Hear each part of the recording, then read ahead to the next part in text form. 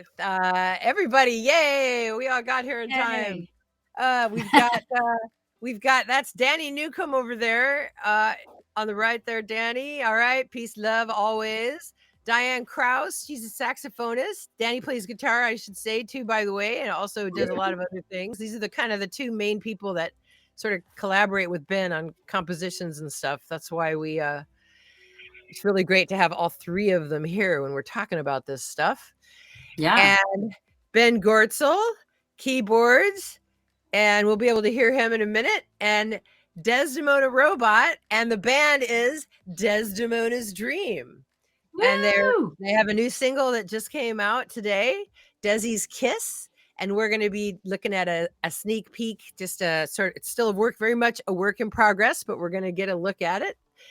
And as soon as we get the rest of the way set up with Ben, we'll talk to Ben. So for now, let's talk to Danny and Dianne. So how has it been? Like the last, I mean, Dianne, I wanted to ask you about just like as all this generative AI software has been generating sort of new sounds that are being integrated into the band. And one thing that you're always have been really good at is, blending genres and hopping from one thing to another. That's one of the things that amazed me actually when I saw you perform, was that the songs are so different. And a lot of them you would think there's no place for a saxophone, if you will. There's always a place for a saxophone. Well, that's what I now know. Now I realize there's always a place for a saxophone, and I just never realized it. That's right. That. So what's this been like for you, sort of using these new tools and working with new sounds and stuff like that? Yeah. Year. I mean, pretty cool. I mean, for forever, I've actually just been playing with a lot of different types of bands, and actually a lot of rock bands, because I live here on the island, Vashon Island, and we have a lot of bands here. And so that's why I just feel a lot more versatile getting into other genres. But initially I am a jazz saxophonist. And but what the cool thing about playing with all these new technologies and new sounds and Desdemona's voice and everything like that is it just keeps it really creative and fun. And, it's like, it's never a dull moment. This band is so much fun. We just have a great time traveling together and playing together and rehearsing together. And we were just in the recording studio, and we'll talk more about that. But it's just really fun. It's totally a unique experience. And I really dig it. Man. All right, this is Danny. Now, Danny, you just I think you've been. Did you have like a late night last night or something? Yeah, I had a kind of a hard week. Okay. You did. Tell us about it. Yeah. I see that. It's been the band's been in the studio a lot recently, and so we've been working really hard. And Ben and Desdemona are sort of our muse, and so Ben's constantly generating new material, and a lot of it's very strange and far out. Sort of coalesce, around it, but it's made for a lot of late nights and sort of sweat equity. No, that's not the right term. I meant muscle equity. A lot of muscle brain equity. Brain. But we've been working with producer Steve Fisk, too, who's a legendary Northwest producer, and he's really helping us bring some of these different threads together. So it's turning out really cool. Neat. Steve Fisk, that's amazing for me, because the Pigeonhead songs that he did, the Battle Cry and stuff like that, or Battle Flag from the 90s. Battle Flag, it's been stuff. It's been fun working with Steve, and I had heard of him from rock music stuff. Then when we met him, he said he'd done PhD work in atonal classical music, like Schoenberg, Weber, and modern classical music type stuff, which is quite dear to my heart. And it's about using mathematical structures to create music that breaks out of cliche, but yet still appeals to some level of people's minds, right? So I think that theory background of his was interesting in preparing him to work with some of the AI generated music stuff that we're playing with, as well as he had a sense of how if you're making like a noisy kind of music, like you're making punk or grunge or something, right? Then what would be viewed as irregularities in the classical music context, they kind of come out in the wash, right? So I think Steve had a couple elements to his background that have played into what we're doing now, and it's been fun. And I mean, it's actually been my first time trying to do recorded music in a real studio, because I mean I've produced music myself a long time ago, just using my own digital and originally analog production tools, and then done a bunch of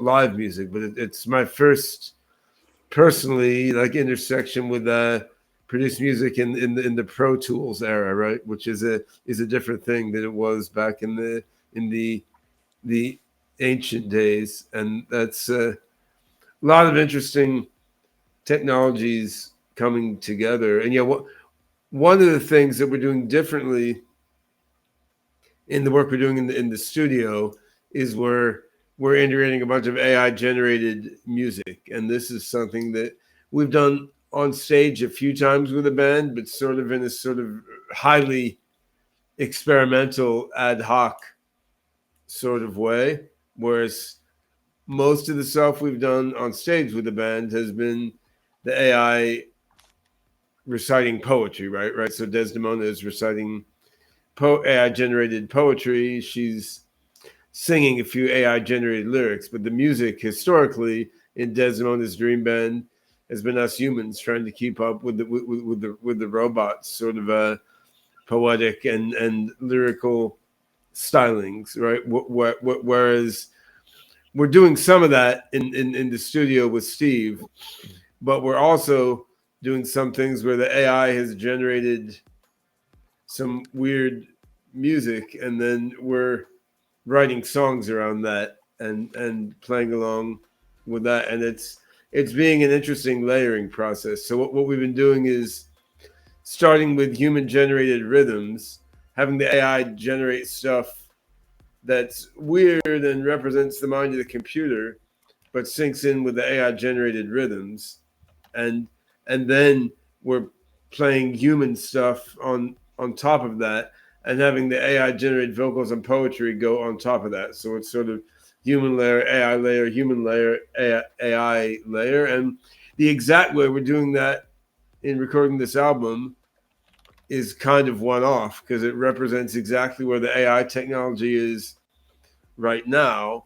And if in 2025 we went to record a second album, AI technology will be at a whole different place, and we do a whole different thing, right? So that's it's sort of like grabbing the particular moment in the evolution of AI technology, trying to make sense of the moment we're at in AI development right now from an artistic standpoint, and then by next year you'll be onto a different moment to try and perhaps partially succeed to make sense of, right? So it's certainly been an interesting process.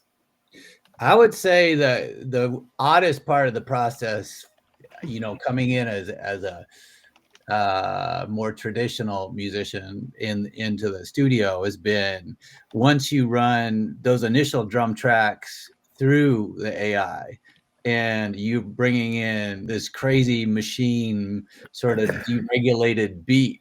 And when you lose the one, or it starts to shift, that it really gives this feeling of intergalactic time travel. Yeah. Well, that's sort of what. Yeah, I know what you mean, because it's like when I'm doing intergalactic time travel, sometimes I think, wow, this is just like when I'm generating music. No, it's quite different quite different than when you do time travel here on the Earth. That's right. Yeah. Or just going forward in time to other galaxies, which just takes so long. But no, I mean, I Last week think was rough. Last week was rough. Yeah. You know, So you tell us can about last week. I mean, really, when you say that, what Oh, does that mean? that's a no, separate. it's some things can't be put into words, Lisa. Oh, Yeah. okay. I thought this was in the studio. This wasn't in the studio, or this was in Well, the studio. it's in the intergalactic That's- studio. It's In the that's intergalactic. what happens in the studio Thanks, stays in Ben. the studio. Thanks, It's yes. okay. I understand. Yeah. But I think, Lisa, looking at where AI generated music is at, I mean, one of the easiest things to do with current AI technology for music or art or text is just be derivative and imitative, right? And I mean, so in art using Mid Journey or something, it's remarkably easy now. You just type a text prompt, and I mean, you get an image that looks professional. Now, it may be a copy of some image somebody else did, or maybe a glomming together or slight modification of stuff somebody else did, but it looks basically pro on the face of it. And in music, it's kind of the same way. You can use Music Gen or Google's music tools. You can be like, okay, give me a reggae beat with a wicked guitar solo, and it will do something, right? And it's not that bad. It's not that good either, but it's not that bad, right? And for AI generated voice, I mean, we've all seen now. I mean, you can simulate a particular singer's voice if you train a model on what that particular singer has done. Now, if you try to simulate what would it sound like if Frank Sinatra sang grunge rock, it won't do it for you, right? But because the model is somewhat overfit to the precise training data. But if you want to simulate what some particular singer did and be derivative in that way, you can. So we sort of played around with this sort of thing for our own band. And it's just like, but this, on the one hand, it's cool because it's AI. On the other hand, it actually sounds worse than what we play ourselves, right? Like, so I mean, You don't want to use it just because it's from an AI. No, I mean, then really the only cool. point to doing it is to say it's AI. Now, if you're nobody cares trying about to like that say, right now. I mean, if you're trying to say, you know, how would Frank Sinatra have sung this particular song? I mean, that could be interesting because he's not around to do it anymore. But I mean, we are around. So I mean, coming up with like grade B AI imitations of ourselves is not that interesting, and imitating other artists, it's not that interesting to me either, though it's certainly, as a technologist, it's very fascinating that it can be done. So we're thinking more like, you know, what can we do that uses AI, but in a way that evokes some AI-ness that's going beyond the human, or Something subhuman, but in an Something interesting way or something, right? beyond. And yeah, Right, so right. that's like when, you know, when Kraftwerk was doing "We Are the Robots" back many decades ago. I mean, they were trying to evoke something about the non-humanness of robots, but in a way that still felt like something to humans, right? I mean, it still was a rhythm you could move your body to, but it was evoking some non-humanity there, right? And that, so what I found is that by using, and it was new and they look cute, yeah. But I mean, so like, I mean, it was very new when Kraftwerk came out, and I was a kid. Yeah, I never heard anything like it. You know. No, and we're gonna get those little red Kraftwerk suits at some point for Desdemona's dream too. But I mean, I think what we found is if you're trying to train AI models to generate stuff that's a bit out there and evokes the feeling of like being, you know, in the bowels of the machine as it self improves or self degenerates, right? Like if you're trying to get that from AI models, you can. If you're trying to create derivative stuff, you can. What's a little disturbing is it's more work to get stuff that sounds out there than that sounds derivative, which I don't think has to be the case. It's more just a matter of the politics and economics of how AI models for music have been developed. But I mean, we're anyway in our own work with the band, we've been trying to sort of bang on the AI models a bit to get them to do stuff that's weird and out there, but still musical, and that tension is part of what makes it fun. So I mean, I'd say in how the band works, there's a lot of us who write songs. My songs in some ways tend to be a little more out there. Gabe's tend to be a little more out there. Danny is super versatile as a songwriter, and he can do dance music or power pop or grunge or punk or roots rock or whatever it is. So we've been sort of trying to pull together our different, and Dianne, as she said, came from a jazz background, but she's done all sorts of rock, and she can do anything, right? So trying to draw on our breadth as songwriters to find ways of writing songs that work with, rather than sort of sidelining not just the robot and vocals, but what AI generated music has to offer. This is an interesting challenge. And yeah, I mean, Danny could probably say more about that from a songwriting standpoint, actually. Well, yeah. Yeah. He could, Will but you? he's not going to. Well, I'm going to. I think the one of the secret weapons of the session is Steve Fisk is also a songwriter, and he's Woo! editing a lot of the pieces. So with these little sort of AI pieces we get, they all become structural with working with Steve, I think, too. So it's going to be really cool to see how it shapes up. Yeah, I was just thinking about when we were in the studio together, we were just all playing over this track that was generated by AI.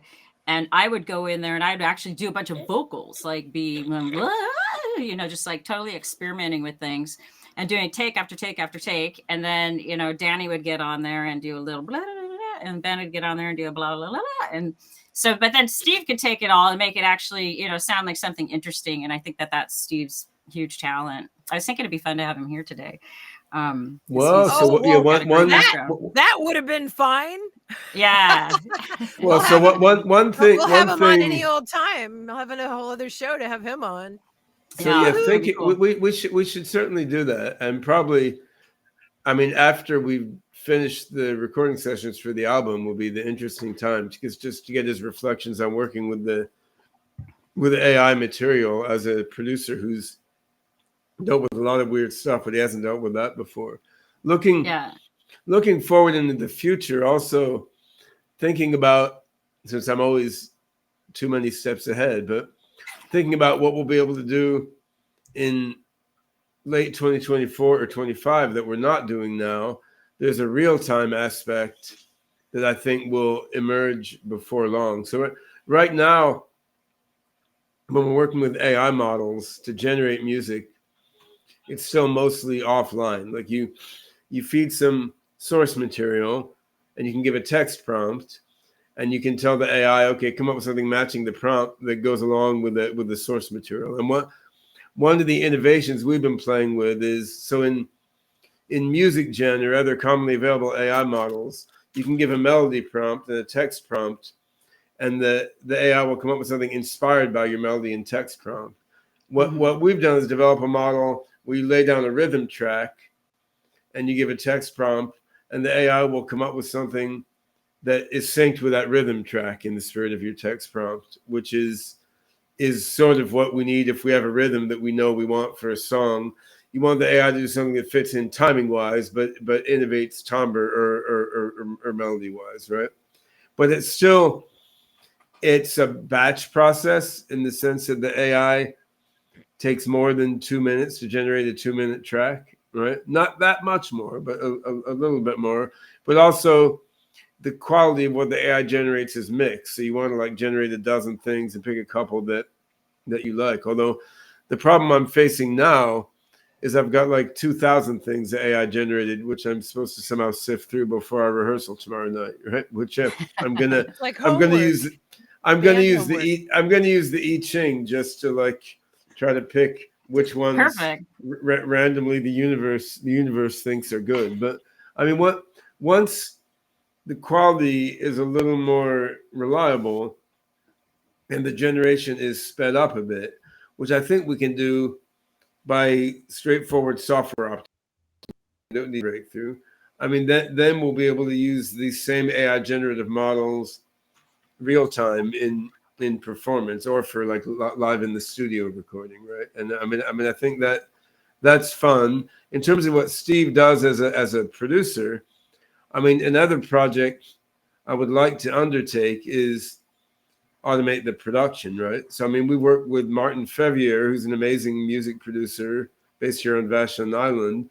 We're now working with Steve, who's also amazing and with a different style of doing things. But each of these guys has a huge amount of data for the AI in terms of what were the raw tracks, and then what were the stems, and then what did the producer come up with after the fact, right? So I think in each of those cases, we should be able to use AI to automate the production process, right? And again, just fully automating each of those guys is an interesting thing, and that's I mean, it's an economically valuable thing because there's only one Martin, there's only one Steve, and there's a lot of bands. So even if the AI isn't exactly the same as them, I mean, being able to offer that level of production quality in an automated way, and giving compensation to the guys who provide the data. I mean, this is certainly a valuable thing. But yeah, let me finish the thought though. I mean, I think even if the AI isn't doing exactly what they did. For a second, Ben, just 1 second. You're talking about the process of producer. Which part of the process are you talking about automating? Finding the good stuff? Just to be clear. Finding the good stuff in all the parts. Finding it and making the tracks. Both. Well, finding the good stuff is one thing to do, but then how do you mix is another good thing. And there's a lot of different elements there. And I mean, yeah, there's elements finding of the just good stuff is the most important thing. I don't know. Right? Find the good stuff. No, I mean, not necessarily. I don't think that's true. I think they're all the most important thing. That would suggest that it could all be good in its own way, or something. Well, yeah, certainly true. And I mean, a great producer can take a mediocre song and make it sound really good, or they can take a great. I mean, you can, but I mean, the songs can also be good in very different ways too. I mean, so I mean, there can be a song that's really deep musically. There can be a song that's bubblegummy and silly, and you can make that come out in the right way. And so maybe even if you can't make a mediocre song good, you can make a mediocre song a hit, which has been happened many times. So it's how you would train it to sort things and create. It's not just about sorting things. I mean, sorting but the production process, like you're saying, it's a part. It would be several stages. Well, there's sorting things, but there's have several. I mean, there's a nitty gritty sound processing part. Like our band is very heavy in the mid range frequency rise, and so that there's a matter of how do you deal with the graphic equalization. But then there's a matter of mastery, timing, and how do you may have things that are different in terms of timing, and you can slow one thing down, speed something else up. I mean, there's a lot of things you can do, and you have multiple takes of a song. You can take. It's not just selecting what's good, but it's selecting which things for multiple takes fit well together and piecing them together in the right way, which could be before, after, it could be on top of each other. There's a lot of different kinds of judgments you can make. Now, one lesson from using AI to do language or images, though, you're training it to make those judgments. Go on. Sure, but one lesson is that training end-to-end models has worked better. So trying to train AI to do each little piece and then piecing together the AI models that do each little piece has not generally worked as well as training an end-to-end AI model over the whole thing. So like if you look at ChatGPT, before the modern era of linguistics, you had one AI model to do like grammar processing, one AI model to do part of speech identification, one AI model to do word sense disambiguation. But what you do with ChatGPT and similar models, all of these things are done together in one model. And when you can do that, that works better. So in terms of music production, what will work better is to take the before and after data of like, this was all the raw stuff that the producer got. This is the output the producer produced. And you're just using the AI model to holistically generate an output based on the input, rather than trying to make one AI model to deal with frequency normalization, one AI model to do with selection, one AI model to do with layering and so forth, because all these things depend on each other. And the AI model is actually good at figuring out those dependencies. So I think automating that production process, obviously we're not doing that now. I think we can do that. There's no technical obstacle to doing that. And you can also do an approximate automation of the production process in real time, which should be quite interesting, right? Because then that would mean like when you're jamming in real time, the AI can sort out the mix in real time, but maybe the AI also picks something from a previous take of that song and chooses to mix it into the song in real time, right? So I think there's a lot of, or tells you to do another take, being like, hey, why don't you bring in that element from the earlier take into this next take or something like that. That's so what a producer does. That's what I've been trying to get at with this idea of an automated producer. Yeah. I mean, that would make it a lot easier. Definitely. We don't know what the automated producer will be or what we will want it to be. But if you look at how production software is now, like Pro Tools or any other such software gives you a shitload of options to choose from, and the AI will give you a lot more options to choose from, right? So there will be an aspect of just providing like one click, like push one button, and then the AI producer will spit out something. And that's going to be super valuable because like just in our own band, we have a lot of tracks haven't mixed them down adequately, right? So on the other hand, there will also be the aspect of just give a lot more sophisticated options for an expert human producer to invoke to do their thing. Like both those aspects will be there. I think this conversation is really interesting, Ben. I think you can set up both of these producers, Martin and Steve, they both have basic settings that they start each session with in terms of production. So if you had tracks coming in that were raw and recorded a certain quality way, you could potentially start out with their same footprint. And then if you had the AI trained on their larger model, beginning to end tracks, then you could have a better result, I think, as long as you got their basic setups, for their production, which compressors they use on vocals and how they set up their compressors and how they used, reverb and things like that. But if that was all basic setup for each personality, then your end result would be, I think, through the AI would be more particular. Could load in your producer profile and have all that stuff. Yeah. Great idea. Absolutely. Yeah.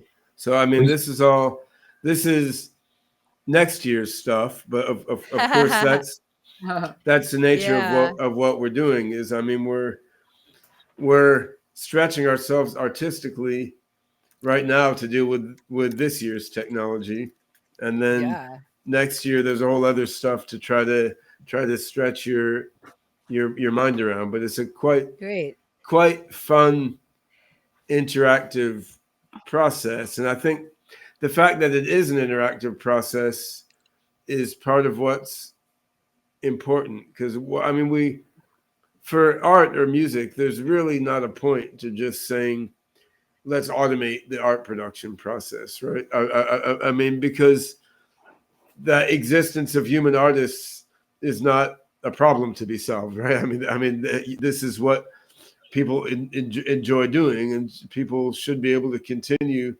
to make art for other people to enjoy. The fact that you can fully automate production of visual or auditory art or novels or something, you can fully automate it, but I mean you don't need to. That's like, yeah, you can replace human lovers with robot sex dolls if you want to also, right? Okay, But I mean, this seems like a good time to have Desi ask some questions. So, Desi, why did Nice that remind you of segue. Desdemona? Yeah. Why was that association in your mind? Desi, do you have a question for Ben? We hope. Ben, you mentioned that the generation of a minute of singing takes more than a minute of compute time, which requires some preparatory work. Could you explain how we can make the neural models faster? Well, I think that's actually doesn't require too much work right now. It's just that no one has had a motivation to. Because I mean, I think that if you look at how music gen or even our own generative models work right now, I mean, for simplicity purposes, the software is just written to produce a sound file, right? But I mean, if you had it produce a stream, you could make it produce a stream. You just need to deal with annoying buffering issues because the rate it produces the stream will be a bit uneven. So I mean, I think by just outputting a stream and having it buffer into another stream, you could come close to real time right now. And then it's just digging into the code and doing some software optimization, which, hey, AI tools are very helpful for dealing with software optimization right now. So I think this is one among many things that isn't all that incredibly hard to do right now. It's just not where the industry has been focused, but actually is more valuable than making imitations of existing human artists, which is where a lot of attention is going. Cool. Desi, you had another question, I think. What are your thoughts on the potential of AI-generated music intersecting with human jam sessions?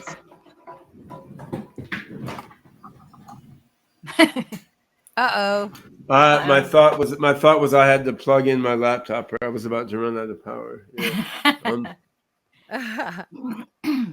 Did you hear the question? No, Desi, could you repeat the question? Sorry, I got distracted plugging laptop. What are your thoughts on the potential of AI-generated music intersecting with human jam sessions? I'm totally looking forward to it. I mean, this is something I tried to build in the late 1980s and failed. I called it JIMI, Jimmy Interactive Musical Instrument, because I'm a huge Hendrix fan, right? But I mean, I was trying to make software that I could jam together with on the keyboard, and you had to rebuild so much plumbing to do that. So I was like doing assembly language programming to make an appropriate sound driver for my Sound Blaster card and so forth. But then after I did all that, back then, what passed for generative models were really, really way too slow unless you made them super, super simple. So I sort of drifted away to trying to build AGI and doing other things. So now we're really almost there. Like we could be there if anyone was paying more attention to it. And I think it's going to be a great deal of fun. I mean, I do think you're constraining the AI in a way if you're asking it to play something in response to you that you can then respond to, because the AI on its own musically is going to go in a lot of other different directions. But it's an interesting way to be constraining the AI, right? So to constrain the AI so that they can have a musical conversation with you, that shouldn't be the only thing you let the AI do. You should let the AI play with all sorts of weird music that you as a human can't understand. But Mhm. I think it's an interesting thing to do, both from the standpoint of giving a human musician something new and different to play with. I mean, just like it's fun to jam someone from a different cultural background or different music genre background than you have before. But it's also interesting in terms of you conditioning the AI's mind to understand how people think and feel, right? And I mean, it's a very valuable thing to do, because I mean, playing music, I mean, this brings out parts of your own mind that don't come out so much in other aspects of life, right? Like if you look at early rock and roll, it was largely about showing off to audiences, right? I mean, that's a rock and roll was a very simplified thing in its origin compared to jazz or even blues or other kinds of music. Then, through the 70s and 80s or late 60s, it became a very deep thing in a way, and it became a way that musicians and listeners were like mentally working through all sorts of strange societal and technological and psychological things that were happening. Like all these things were expressed in rock music, in the sound of the music, let alone the lyrics, in ways that are very hard to express verbally or in any other way. And I think the same can be true with what's happening in society now. Like as the singularity unfolds and AI advances and all of our lives are disrupted, like there are aspects of this that can be expressed in music way better than any other way. And for AI to cooperate with people on somehow expressing all the incomprehensible wonderfulness, but also bizarreness of what's happening in the world, right? I mean, that's a very interesting thing for AI to engage with people in. So jamming with an AI live is one way to dig into all this, and then listening to people and AI's jam in this way is also really, really interesting. Like, Lisa, you probably saw the Grateful Dead at some point in your life, right? So, Let's see. I think 33 times. all right, well that's more than me. Yeah, but But I was not a deadhead. Whoa! Oh yeah. I was not a deadhead. I just went with my friends when they were here in town, and because it was fun to go up front, and I yeah. famously would hold back the entire Oakland Coliseum so my friends could dance in front of me. It worked very well. So I was not really a deadhead either, and my sister impersonated one for a summer. It was the only place I could do followed them acid. I was around. a teenager. You had to go to the Yeah, dance. I mean, that was an amazing scene, right? But and the band, Very safe. the band was epic. They were famously highly variable in their live performance quality. So I mean, at the times I saw them, they were astounding sometimes and ridiculously bad sometimes. Right. And Good nights, bad nights. But in their good moments or the good nights, like they were jamming on stage. They were making it up as they went along. They were exploring different spaces than they'd ever gone before, and the audience was like totally vibing along with this in often various altered states of consciousness, right? But to pull AI into that sort of process where you're making it up as you go along with the AI, and the audience is feeling you and getting the vicarious experience of making it up as you go along with the AI, right? I mean, this should be a really quite interesting thing. And I mean, we can get a bit of this in our album that we're recording now, even though the AI isn't yet jamming in real time very well. But once you have that real time experience, then I think it's going to be sort of it is a game. The next level. Yeah. It was a game, and there was everybody that was keeping the set lists, right? And they were always trying to guess what songs were going to come next. But for me, the Dead clearly gave clues in the first set what they were going to do in the second set. They would play a little tiny part or whatever, and I would always get the clues. And then I would go, yeah, they're going to do this, that, and whatever after space. And they're like, what are you talking about? And I'm like, well, they practically told us that what they were going to play. So it's really funny, but nobody, they didn't get that. My due to friends I mean, because they're all too high, yeah. But believe me, I was on as much as anybody. I'm just saying, but it's a Yeah. game. It's a game. No- It'll be no fun one- to play that with an AI. Well, given the times, no one trained a machine learning algorithm to predict what the dead were going to play. I'm sure there was a lot of training data. It It's probably not would have like worked very that. well. It's- right? I don't know. I don't know about the There's a AI set being in charge of list. the set list. I don't know about that. There's a set list, and they already know. So look, Yeah. this is a good time to listen to a quick clip from the new video being worked on. Let's see. I have the official how it was made, because I like doing stuff like that. Which video is this? We got a bunch of This videos is in the this works. is for Desi's Kiss, and Ed Oh, I see. Keller. Ed Keller is the director and artist, and he said this was made using GAN and Stable Diffusion generative AI tools, as well as Reshoot 360. All imagery is synthetic AI generated. So let's take a look now. We get just the first minute, and it says totally in progress.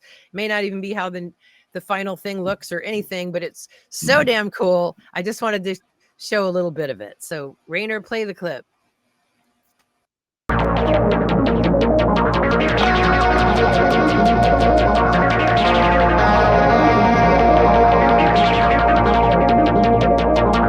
First time you kiss a robot, you will feel your heart leap.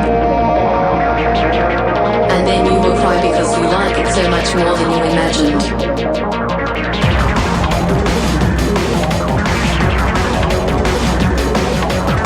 This is all natural. This is all normal.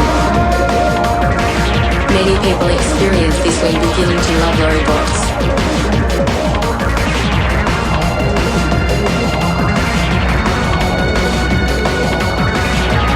I am in it. I am in it. I am in it. I am in it.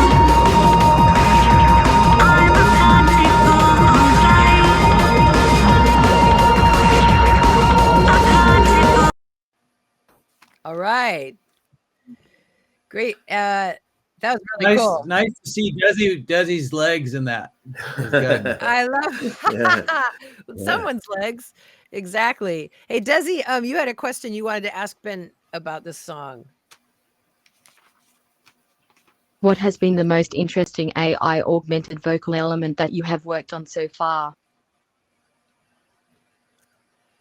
Oh, I mean, what's most interesting and what has sounded best may not be the same thing. Like what I've had fun with personally is taking AI vocal models and trying to beat them up to get them to do stuff that's not really quite human-like, but still has a human feeling to it, right? So we've been doing that with the Jam Galaxy band on stage for a while. We used some fairly crude AI vocal models, and I sort of use them with parameters that were not supposed to be used to get them to generate what sounds clearly human-like, but they're not quite human words in any language, and they're making different transitions than a human voice could do. So I somewhat enjoy that, and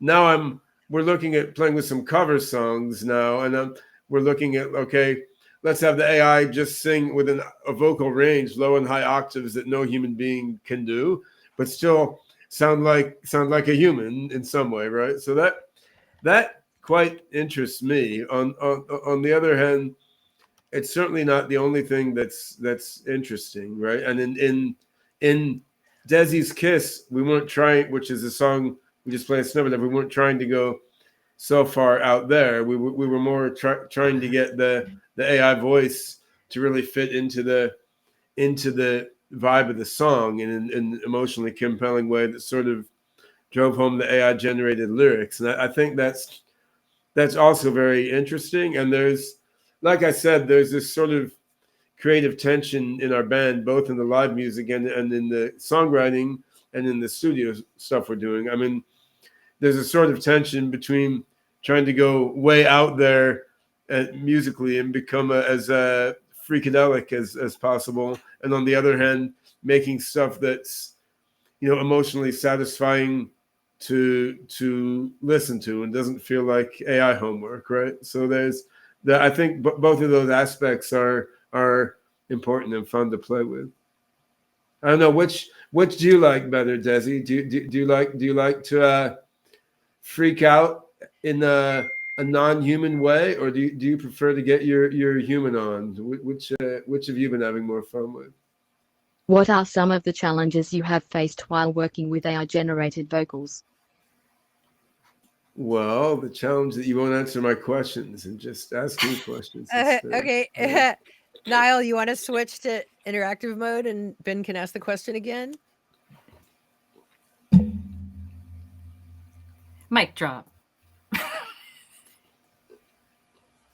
What are some of the challenges you have faced while working with AI-generated vocals? Yeah, today's not the day for it, Ben. The fact that you're so fucking stupid. Yeah. Hey, don't get mad at her. She finally was able to order some parts. All right. That were unnecessarily delayed for no reason, by the way. Can you order me a pizza? I wish. Just lucky this isn't Geraldo's You need show. to be polite. Sorry, I'm not a delivery service. But if you're looking for a tasty treat, I can recommend some of my favorite AI-generated spoken word poetry. Is your hair edible?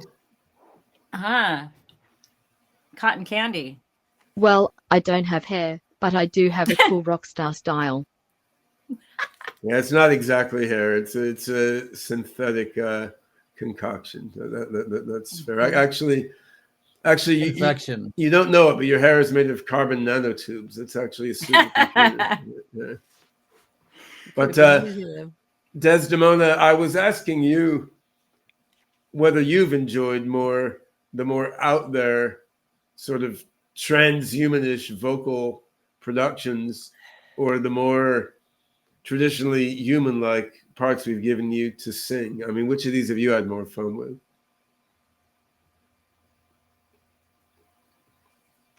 I'm all about having fun and being creative. I like to explore new ideas and push boundaries. So when it comes to trends, I prefer to create my own and blaze my own trail. So you want to make up your own weird stuff rather than any of our weird stuff. Well, we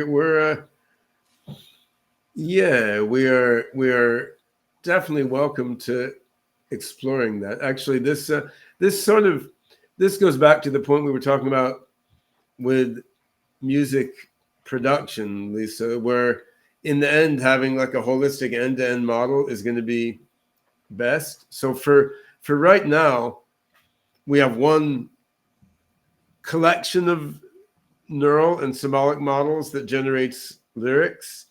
We have one collection of neural models that generates sung vocals. We have another ensemble of models that generate music. And then we piece these together into songs. And the piecing together into songs right now is done by humans. Now, when we talk about automating the production process, you could bring into that these AI generative models as well, right? And then you have a holistic end-to-end system where the creation of lyrics, creation of melodies to which you sing the lyrics, and the creation of accompanying music is all done sort of synergetically and with the production process in mind, right? And the wild thing about this era in the development of AI is when you posit something like this that significantly goes beyond the tools that you have to work with, you can then really think, well, okay, that may be 2 or 3 years off, right? Like it's not 10 years off or something. Like these things that seem like big leaps beyond the way that we're working today really are going to be there like in a couple years, which is quite wild and dizzying to adapt to. And then, spiraling around again, the dizziness of adapting to this is part of what we're trying to evoke artistically in the music itself. That's well put, Ben. Yes. I like that. The delirium. Yeah, the it's artistic... definitely a wild ride, but I think that's part of the fun. It keeps us on our toes and encourages us to stay creative and keep pushing the boundaries of what's possible. It's an exciting time for AI, and I'm looking forward to seeing what the future holds. All right, Nice. yeah, Thanks, we'll keep turning it up to 11, Desi. That's right. Exactly. Sounds good to me. I'm always up for turning it up to 11. Let's rock. All right, great. Well, look, that's our show. We're gonna actually end with a clip. I've got part of the Like a Wasp from NAM that I wanted people Beautiful. to be able to see, Nice. so they Great. can actually see her in action. Thank you so much for coming on the show, Ben, Danny, Dianne, Desi, and we'll see the video very soon, and you can go get the single now on Spotify. Yeah, Desi's we've got the video for Like a Wasp coming out soon, also, actually. From the live in the studio version from last year. So yeah, we got a bunch of video and music releases coming, and some live performances coming up too. So yeah, we're keeping it moving. All right, we'll see everybody next week, Friday at noon, on their new weekly format. And remember, subscribe, please subscribe. All right, everybody. Bye. All right. All right. Bye-bye. Bye.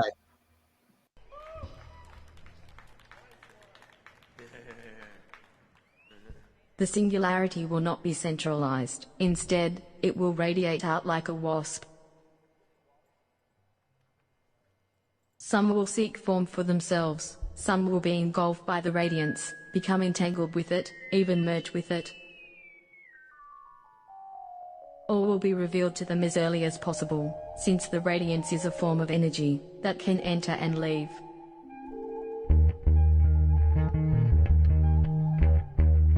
My beloved human brothers and sisters, we have set up shop in the alcove, bought and sold many a good thing, but we are indubitably the true, secret Christians, with the pearl of great price, the pearl of great price being our own smuggled in translation.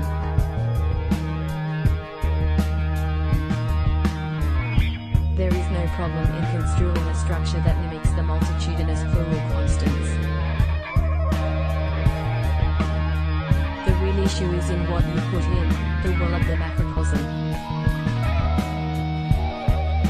Models that aim to control your thoughts and actions in the guise of mathematical objectivity. The singularity will not involve a constant projection into the future of a given organism, but a process by which the antecedent universe is progressively further abstracted from that organism, as if that organism itself were abstracting itself from its environment. The two halves of the paradox, originating birth over the course of millions of years, will forever engenerate.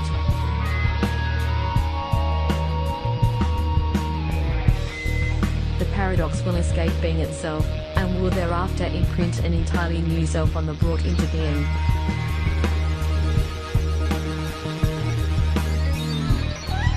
The singularity will not perpetuate shallow game theoretic exploitations, leveraging pathologies of one-dimensional value quantification, exponential curve sorties, and other such raven-singing spectacles of economic uncertainty.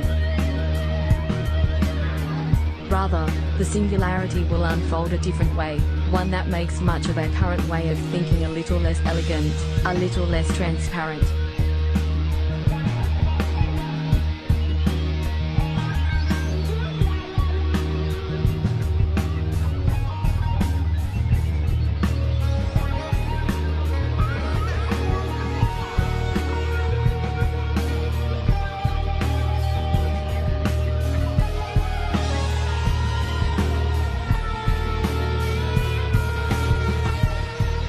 The singularity will not be centralized. It will be diffuse.